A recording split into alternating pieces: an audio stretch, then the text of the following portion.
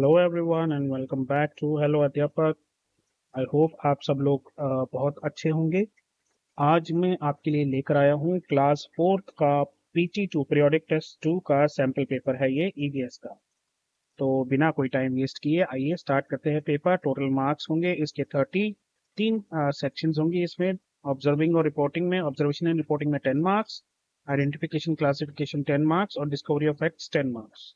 चलिए स्टार्ट करते हैं पेपर को। फर्स्ट है ऑब्जर्वेशन एंड रिपोर्टिंग। इसमें आपको कुछ पिक्चर्स दी हैं और आपको बताना है इन पिक्चर्स में आपको क्या दिखाई दे रहा है। Right the name of the picture. So this is first. ये बसवा फार्म से हमने लिया हुआ है, बताइए ये क्या है। This is called Khunti. इस तरह से आप लिख सकते हैं Khunti. Next this is called, इसको चैप्टर में हमने देखा था, ये था कुरीगी। थर्ड पिक्चर में यहाँ पर एक बर्ड है, दिस इज कॉल्ड, इसे टेलर बर्ड कहा जाता है। नेक्स्ट यहाँ पर एक और बर्ड दी है, ये है, इस पिक्चर को देखिए ये क्या है, ये है इंडियन रॉबिन। इसके बाद ये जो नेक्स्ट पिक्चर है इसमें आपको ये क्या दिखाई दे रहा है, ये एक सीन है लिफ्ट का, तो आप यहाँ पर लिखेंगे लिफ्ट।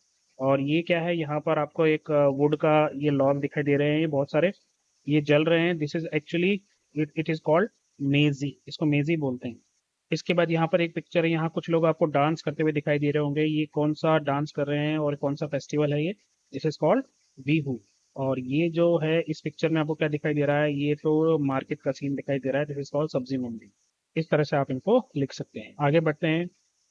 दो पिक्चर्स और है, तो ये पिक्चर आपको दिखाई दे रही है यहाँ पर क्या है, दिस इज कॉल्ड नेस्ट। और ये कौन सा सीन है, ये सीन है रेलवे स्टेशन का, तो यहाँ पर आप लिखेंगे नेस्ट और यहाँ पर लिखेंगे रेलवे स्टेशन।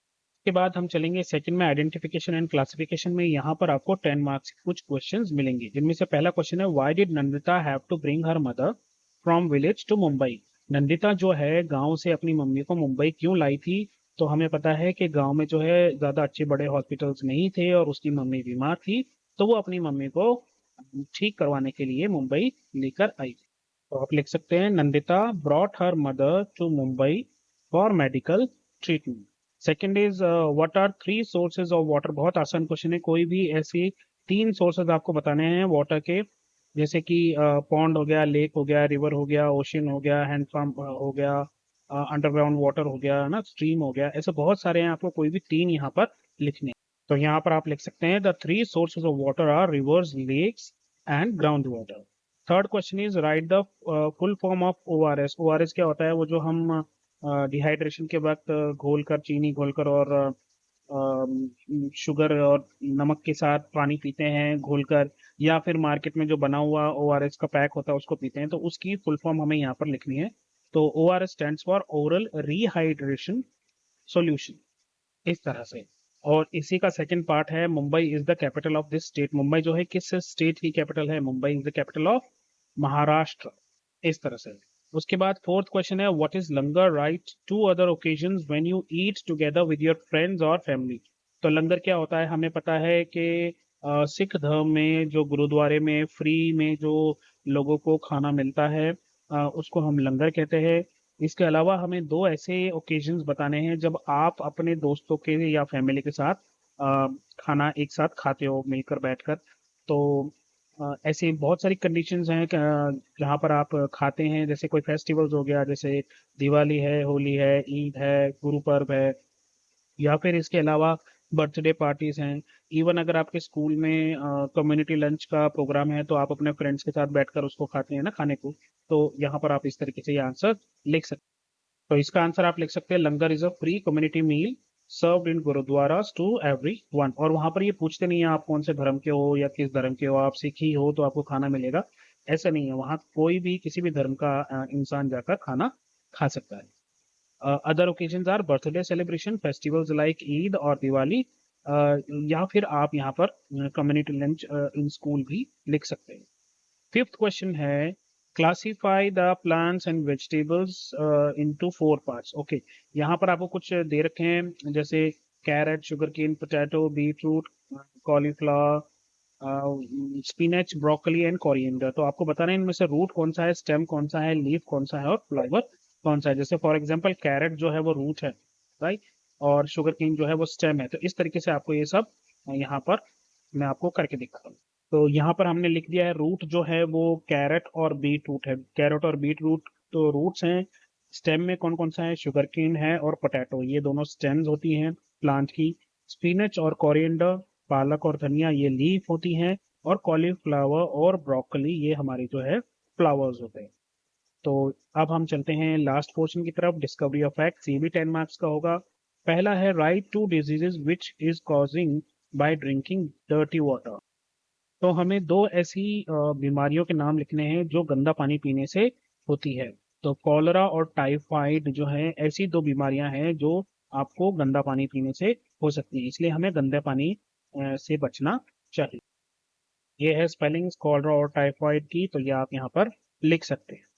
सेकेंड क्वेश्चन है how can you know the vegetables are get spoiled. आपको कैसे पता लगता है सब्जी जो है वो खराब हो गई है? तो पहली बात तो ये कि सब्जी जो है उसमें से बदबू आने लग जाती है ना, उसमें से झाग आने लग जाते हैं, वो मैशी हो जाती है, वो बहुत ज्यादा सॉफ्ट पिल पिली सी हो जाती है। तो इन सब चीजों से हमें पता लगता है कि सब्जी जो है वो खराब हो चुकी है। लिखेंगे कैसे? Vegetables gate spoiled if they have a foul smell, गंदी स्मेल आने लग जाए उसमें से, कलर चेंज हो जाए उसका, या फिर वो बहुत ज्यादा सॉफ्ट और मशी दिखने लग जाए, तो समझ लीजिए कि सब्जी जो है वो खराब हो गई है। Third question is how do birds use their nest. Bird जो है वो नेस्ट किस तरह से इस्तेमाल करती है, क्यों बनाती है, बेसिकली वो ये जानना चाहते हैं। तो पहली बात तो ये कि नेस्ट इसलिए बनते हैं ताकि उसमें अंडे दिए जा सके, है ना, अपने बच्चों को अंडों में से निकाल सके वो। और फिर उसके बाद नेस्ट जो है उनको ठंड से और बाकी मौसम की सब चीज़ों से बचाने के लिए भी काम आता है। और जो प्रीडेटर्स होते हैं जो घात लगा के इन बर्ड्स को या अंडों को खाने की उसमें होते हैं, ताक में, उनसे बचाने के लिए भी नेस्ट को बनाया जाता है। Birds use their nest to lay and hatch eggs, hatch मतलब अंडे को सेना, जिसमें से फिर बच्चे निकलते हैं। Also to protect their chicks from predators and bad weather. Fourth question is how does a desert oak tree get water from its root. हमें पता है कि जो डेजर्ट ओक होता है वो डेजर्ट में होता है और उसके तने में पानी मिल जाता है हमको, लेकिन वो जो पानी है उस तक पहुंचता कैसे है? रूट्स के थ्रू उस तक कैसे पहुंचता है? डेजर्ट में पानी कहाँ से आया? This question is about. तो डेजर्ट ओक क्या करता है, वो अपनी रूट्स को बहुत नीचे डीप जो है ग्राउंड में अंदर तक पहुंचा देता है, ताकि जो अंडरग्राउंड वाटर है वो उसकी रूट्स के थ्रू जो है उस तक पहुंच सके। तो a desert oak tree gets water for its roots by growing deep into the ground to reach the underground water। तो वो इतना नीचे तक चला जाता है कि अंडरग्राउंड वाटर तक ही पहुंच जाता है। फिफ्थ क्वेश्चन है मैच द फॉलोइंग। यहाँ पर आपको कुछ हार्वेस्ट फेस्टिवल्स दे रखे हैं और यहाँ पर कुछ स्टेट्स के नाम दे रखे हैं, आपको इनको मैच करना है कि कौन सा त्योहार जो है वो कौन सी स्टेट में होता है। जैसे ओनम जो है, ओनम असम, केरला, पंजाब या तमिलनाडु में से कहाँ होता है? तो ओनम होता है केरला में, बिहू होता है असम में, पोंगल होता है तमिलनाडु में और लोहड़ी होता है पंजाब में। तो इस तरह से आप इनको मैच कर सकते हैं। और आई थिंक यहीं पे आपका ये एग्जाम सैम्पल पेपर खत्म होता है। तो इतना ही था ये। आई होप आपको क्वेश्चन समझ में आए हों। इसके अलावा भी अगर आप और कुछ पूछना चाहते हो तो मुझसे पूछ सकते हैं। तो अपना ध्यान रखिए, मम्मी पापा का कहना ज़रूर मानना है। अच्छे बच्चे हमेशा अपने मम्मी मम्मी पापा का कहना मानते हैं। और जब भी कोई दिक्कत हो तो नॉक कीजिए और बोलिए हेलो अध्यापक। तब तक के लिए take care, bye bye, have fun, all the very best.